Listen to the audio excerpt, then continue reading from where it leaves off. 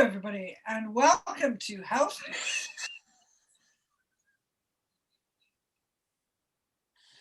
You shouldn't. All right, go on, start.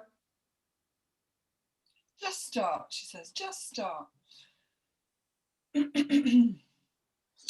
everybody, and welcome to Health Heroines. This is Caroline, and I'm here with Marie. How are you today, Marie? I'm good, thank you. I'm looking forward to our session as usual, and I want to welcome everybody who's watching and listening, whenever you're watching and listening, wherever you're watching and listening from, and just get yourselves ready, relax, take a deep breath, scan your body, and Caroline and I will now discuss what we're going to address today. What exciting issue. And I do have a suggestion, and yeah, it's about patience, being fed up, waiting. And a lot of people are running out of patience because the world looks the way it looks now. And yeah, that's my suggestion for today. I think that's a very good suggestion. I have the least amount of patience on the planet. I'm renowned for being remarkably impatient. So, do you know that story when you ask God or whoever you talk to for patience, it tells you to go and stand in the end of the queue. Okay. I think I've heard that before, yes. So I also had a suggestion, but I think that's such a good subject. I think we should just go with that. Okay. Yeah? Mm-hmm. So do you want to start since you came up with a fabulous subject for today? Yeah, I did that. So I'm going to take a deep breath too. Do we need any more permission to do a session which includes the collective, everybody who's watching, everybody who's listening? We don't. Can we do a BodyTalk session on being fed up? No. Can we do a BodyTalk session on patience? Yes, we can. It's sort of the same thing, Nelly, isn't it? But yeah, the wording is really important. A lot of times in BodyTalk, I don't know about you, Caroline, but I get a no when I look for priorities, because that's what we do in BodyTalk. We look for priorities. And I just have to change one word, and it all changes. So, okay, we're looking at patience, having or not having patience. Oh, I'm going to the gallbladder, and it's nearly like a cork, like a cork from a bottle that is stuck in the gallbladder, and I see it as a little man, and he's like furious in there. If you don't get that cork out of here now, I'm going to explode. That's the look of him. That's the feeling that he has. So I want to look here at the relationship between the liver and the gallbladder. And it comes up as if, oh, I'm getting goosebumps. It's a funny feeling. I'm getting a sense of planning from the liver. We're planning to do, the liver is a lot about planning. We're planning to do this. We're planning to do that. We want to do this. We're dreaming about this. And dreams are good. We should have that. But there are too many plans. It's like we have nearly stopped planning because we don't get our plans don't manifest, and they haven't been manifesting for such a long time.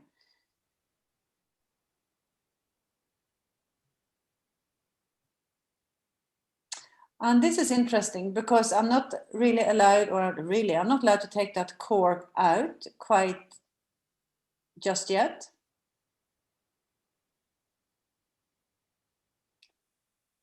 I want to link this to our whole the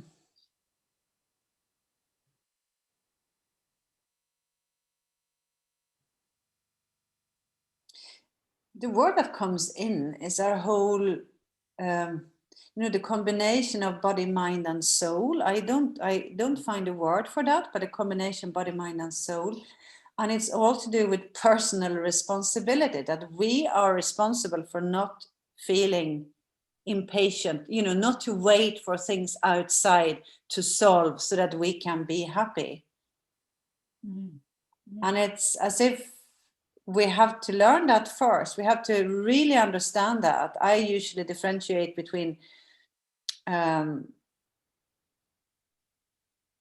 I can't do that in English now because I do it in Swedish so often. That's interesting.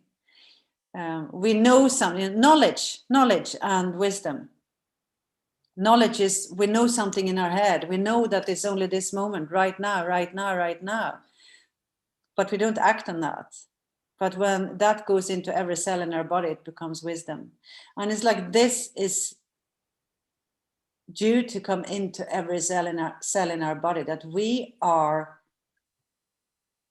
we can't sit and wait. We can't stand in a queue and wait for things to happen, for that cork to come out of the gallbladder so that we can bang. The gallbladder is like a catalyst. The liver is planning, the liver is organizing, and the gallbladder makes sure it happens.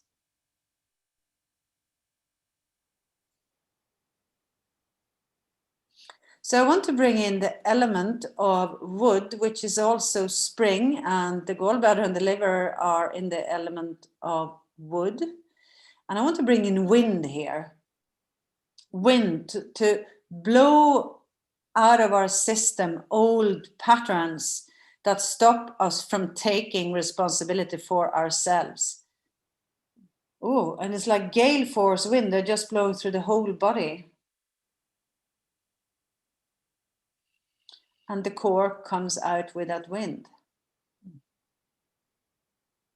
It's too strong for the gallbladder to hold on to that cork.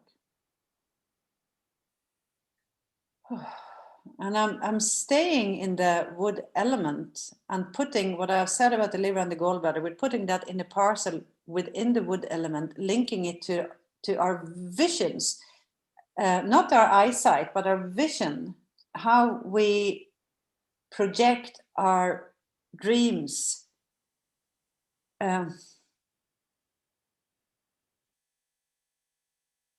It's like we don't believe our dreams. We have a vision and that'll never happen. So I want to turn, it's like another light switch to change that belief system. But I see it, therefore I believe it. Yeah.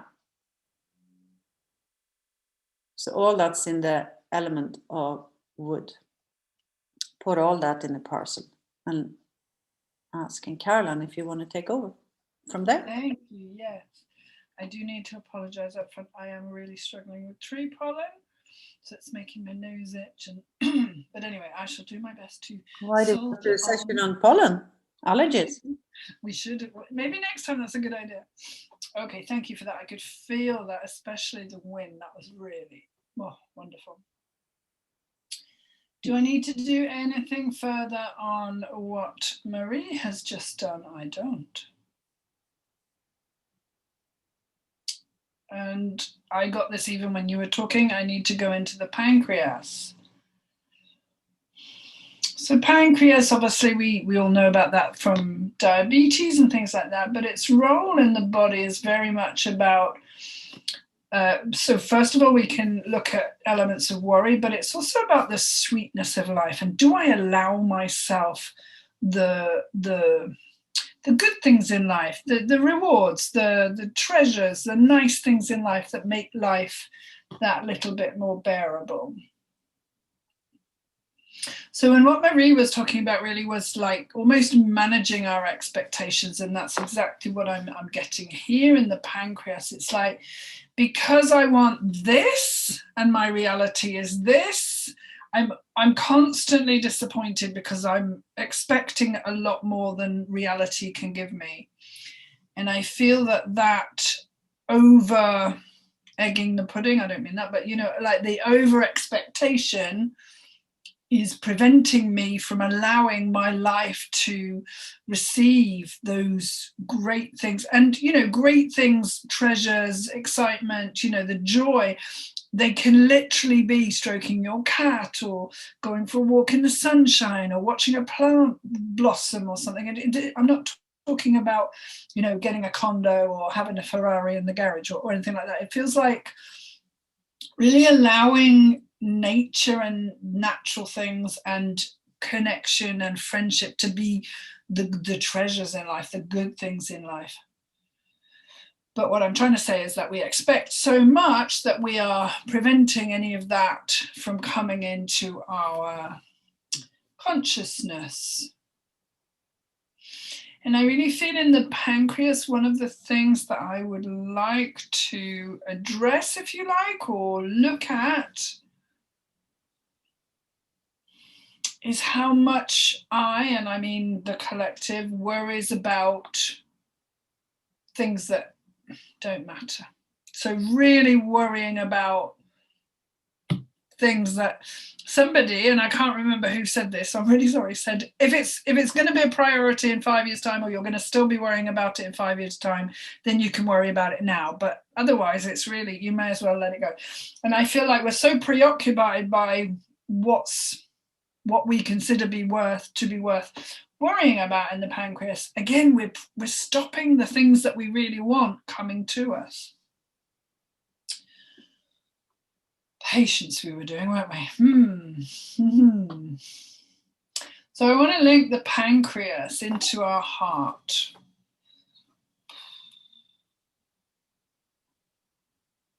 And I'm just seeing lifetimes flash before me, different flavors, different cultures, different, you know, but we've all probably experienced many different experiences in lifetimes. But so what I'm seeing is a collective kaleidoscope, if you like, of lifetimes where we haven't quite got patience, where we haven't given life enough time to express itself, where we've wanted more than we could physically receive. Wow.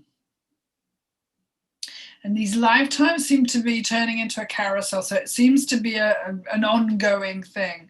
So really, if we can, and I'm really guilty of this, if we can master this patience thing, this just allowing life in front of us to be the life that it is, and us to be okay with that, and not always in the future and not always in the past, but really in what life is giving us today. This carousel can slow down a bit. It feels like there's a real,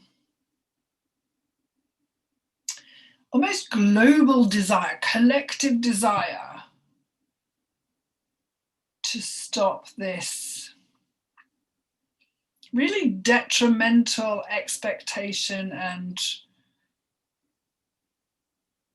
you know, like it would have been always really pointless me wishing I had blonde hair, for example. I've got dark hair, you know, I quite like having dark hair, but, you know, when we're young and we don't know who we are, we always wish we're a bit taller, or our eyelashes were a bit longer, or our bottom was a bit smaller, or whatever it is. We just spend a lot of time concentrating on what we don't want, when actually what we could be doing is just being really grateful for who we are and allowing the universe to bring us what it is offering us in this moment. So I hope I made myself clear there. That feels like I skipped around a bit. So in the heart then, I'm just seeing this, I love that kaleidoscope of different lifetimes where we've all experienced lack of patience.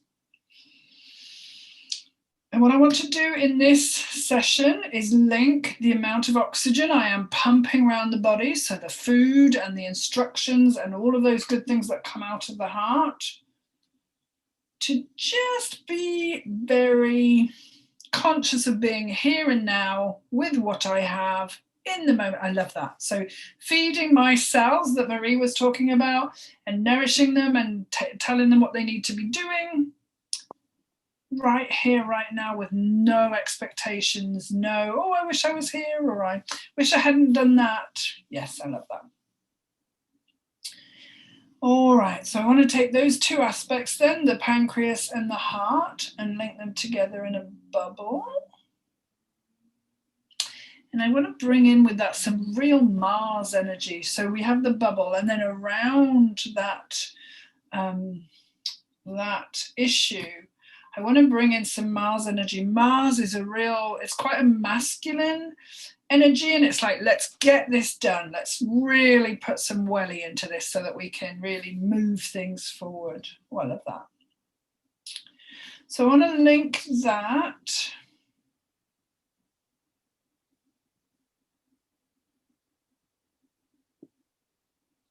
into something I don't know what it is. I'm hearing the words heartstrings. Do you have any idea what that means? Heartstrings. Okay. Heart strength. No, it's definitely strings. Strings, all right. Yeah. Yeah, because I was in the thyroid and the heart waiting, it's like they want to come up, but maybe that's what it is. Maybe it's a string between the heart. Okay, that makes sense. Thank you for that. Yeah, that makes a lot of sense. Okay. So invisible strings, or possibly not invisible strings, but the strings that link, the strands that link the heart and the thyroid. Love that. So our thyroid is part of the endocrine system, but it's also a really big component of what regulates temperature, weight gain. I mean, it does lots and lots of different things. It's the most tiny thing ever. And the heart is all about love. So this, I think, is about communication. And how do I communicate? Yes, how do I communicate my heart's desire? Yes. From a place of integrity and compassion, and so that my heart's desire isn't any more important than your heart's desire, but in a way, so it feels really very much that I'm not saying, I want this, I want this, I want this, I want this. It's like, I know how I'm going to eventually end up here because I can see the steps that I'm going to take to get there. And it may take a lot of time, or it may be so it feels like these heart strings that I was hearing about are helping me to message to others, so helping me to communicate to others where I'm going to end up because of the steps that I'm going to take. So it's very much, again, taking responsibility.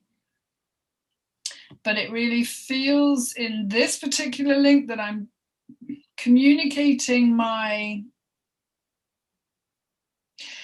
there's a very big difference between my heart's desires and my head's desires. My head will always tell me I need a bigger car, a bigger house, a better boyfriend, a better girlfriend, more children, less children, like a bigger boat, etc. That's my head talking. My heart will say, I want to be happy. I want to find love. I want to live in integrity and compassion. So very, very big difference. So I'm able to express my heart's desire from a place of integrity by expressing what I'm going to do to get to where I need to get to. I love that. Love, love, love, love, love that. And if the world could do that, then it would be a much nicer place to live in. Okay. Anything further on the heartstrings? No, I've never heard that before. On the thyroid communication center? No. On these steps that I'm going to take towards my goals, coming from a place of compassion? No. Very much feeling like I need to wrap them in a bubble and hand that back to you. Thank you. And I don't think I have to do anything more on that, but I want to do a parallel formula, and I'm going again straight into the heart and looking at in the very us again, the very heart of the collective.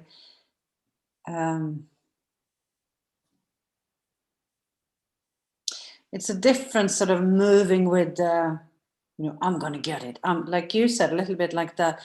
I want to bring out that. I want to slow down a little bit on the motivation and just open up for inspiration. What really inspires us? What really can pull us in in that direction, what can open up for us to see what we really need to see. So I want to bring in a lot of inspiration, to work from inspiration, from a place of inspiration, rather than having too much motivation. It's like sometimes we get stuck in that's exactly what I want. And if we're not inspired on the way to get what we want, we stop ourselves from a lot of things, because that inspiration can mean that we may be going another path. Even if the end goal was here, it's, ooh, I'm inspired to go here. So I want to enhance the inspiration. And when we're inspired, it doesn't matter so much with patience, because we are so inspired in what we are doing in the now. So I'm linking this. It's funny. It's like I have the inspiration in a little bubble here. And on the other side, I have hands that are tied, like wrists that are tied, that we find it really hard to stomach the situation the way it is right now. We feel that our hands are tied. We can't grab what we want to grab in life. We can't give, we can't take, we can't even take our hands apart to hug. It's what they're really stuck together. So I want to take them apart, our wrists,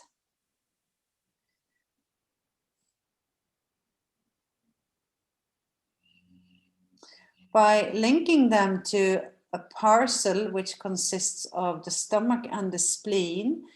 And I want to look at the stomach from the conscious mind and the spleen from the unconscious mind.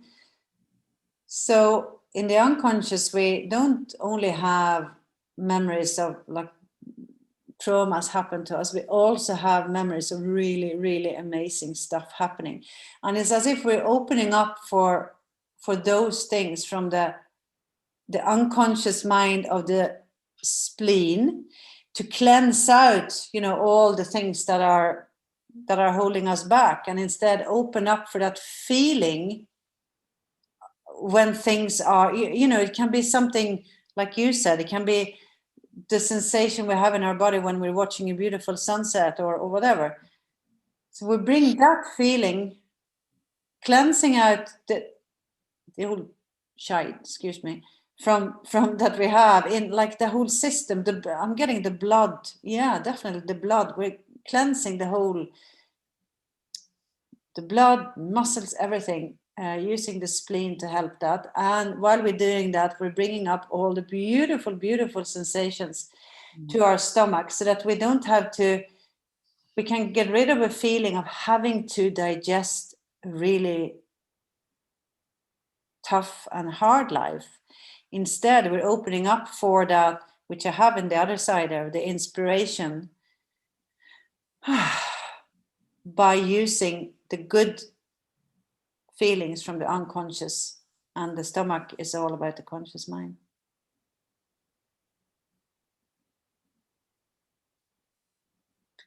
And we're connecting that with the lungs, with the ability to take in that new thing and new feelings and breathe out the old.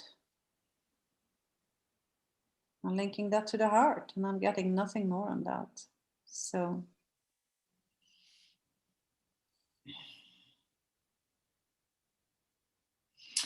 I'm going to say that I just would like to go into the prefrontal cortex, which is here, and it's the place where we do our morals and our planning and our thinking and our translating and all of that. And I want to look at the conditioning that most of us have received, certainly in Western cultures, where there has been great lack, I'm hearing. So I'm looking back to the time of the wars and horrendous atrocities like that. But anyway, I'm looking back at the time where everything was rationed and it was difficult to get your needs met. And unfortunately, that's still very much in our consciousness. And it's been passed down the generations, and I'm feeling it very strongly in my own life. But I need to look at lack versus the opposite, which is abundance. And the relationship of that to patience, because you know that thing where I desperately need that new gizmo, whatever it is, and you get it and it's really exciting for about 5 days, and it's like, what's the next thing, and going on and going on. And unfortunately that's very much our culture. But when you've, I don't know, grown a bed of potatoes and you've eaten those potatoes, you just feel really satiated because you've done something good and they tasted great. And so there's something about what we're chasing, and in order to fill this sense of lack, and what we actually need. And I'm feeling there that we really need to connect right back into ourselves, our souls, our communities. There's very much because those nourish us, those things nourish us, whereas the brain is kind of always searching for the next shiny ball, I think is the expression. And I want to link that aspect of the prefrontal cortex with all the conditioning that's come down through the generations. And nobody's at fault, it just hasn't been processed yet. But I want to link that to this deep sense of longing that I'm feeling in the prefrontal cortex for longing for myself. So I'm really lost in all my, wow, I didn't think this session was going to go this way at all, but it really seems to be, I can be really impatient out there, but here I'm just desperate to connect in with myself and my true spirit and energy. And yeah, that's it. So I'm putting that in a parcel in the prefrontal cortex and linking it back to the reptilian brain and my sense of safety, my sense of feeling safe. Wow, that's really strong. And nothing else. So I just have to put a parcel around those 3 things and then just say, yep, that's me done. Are you done too? Yeah. Wow, I didn't think that was going to go anywhere along those lines, but very interesting. Whew. All right, so I'm going to hold my liver. Okay, I'm just going to hold the heart. The liver is here, is on the right side. It's a massive big organ. So I'll start holding that. Sometimes I start holding my hand in one place and then I move it. So I'll start here. I will tap on both sides of the brain. Deep breath in and out. Tap over our heart. And if this is the first time you're watching this, the reason we do the tapping is to say to the brain, wake up to the formula that we've just been told about. And then we say to the heart, could you please send the new instructions around the body? And what does the stomach say? I don't know. Oh, I really don't know. That was after I did my training. Okay. The stomach is the big powerhouse, the enteric brain. It makes the decisions. So it decides to change. It helps us. I feel very warm and glowy, like lots of energy shifting in my body. But a real, like it just feels like it's just settling into a really calm place. It feels really nice. Yeah. I'd like to just finish the session with, first of all, asking if there's anything more we have to do, which is not. But I do get like a massive big sun sphere, yellow, beautiful, glowing, goldy yellow, And if we can all just imagine that's above our heads and just let it come in and go around our whole body so that we are in the middle of that yellow, beautiful golden sphere, and just let it embrace us with energy, with love, with joy.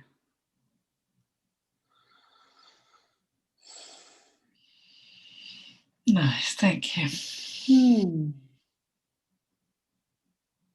So do we need to do anything else? No, we don't. That's the end of the session, yeah. Thank you very much, Marie. Well, thank you. And thank you everyone for taking the time and watching and listening and doing this. And listen again and again if you need to, and do it in peace and quiet, and really feel, get to know your body, get to know, is there stagnation somewhere, and where could it come from? Is there is it a stagnation? Is it near an organ? Which organ might that be? And just get to know your body. What happens if you eat this? What happens if you say that word? Because words, everything has a frequency, everything has a meaning. So just get to know your body a little bit better. And I want to just add to that. So often people say, well, what should I feel? If this is your first encounter or you haven't, had any BodyTalk experience before, often people just feel tired. That's my experience. Your body's doing a lot of changes and energetic work. So, if you feel tired after a session, just go to bed early or have a nap if you're able to. Usually I would say drink water and sleep more. That seems to be the 2 bits of advice that everybody can take. But if we have been dealing with a lot of fear, let's say, or impatience, as was that, you might find that after watching this, you get a little bit impatient. And if you do that, that's absolutely fine. That's just your body processing. So just find a really constructive way with getting the impatience out of your body. So that might be writing, that might be, I don't know, running a marathon, anything active to just move these energies through you. I'm hoping that we've done the tapping for you and that we've done that for you. But everybody's doing the tapping on themselves, so we're all doing the tapping together. Yeah, and everyone is different. There's no right and wrong here. Whatever you feel, you feel. If you feel nothing, you feel nothing, and there's nothing wrong with that. And if you feel a lot happening, you do. There is no right or wrong. You're an emotional being, and we're all different. So, yeah. But feel free to leave a comment underneath if you've got any questions, or you can think of any subjects that you'd like us to focus on. Feel free to leave a comment. Do like and share if you feel like you would like to. And I think that's all we have today. So thank you very much for joining us. Like, subscribe, and share. Yeah. Thank you, Caroline. And thank you, everyone, so much for watching and listening. Bye.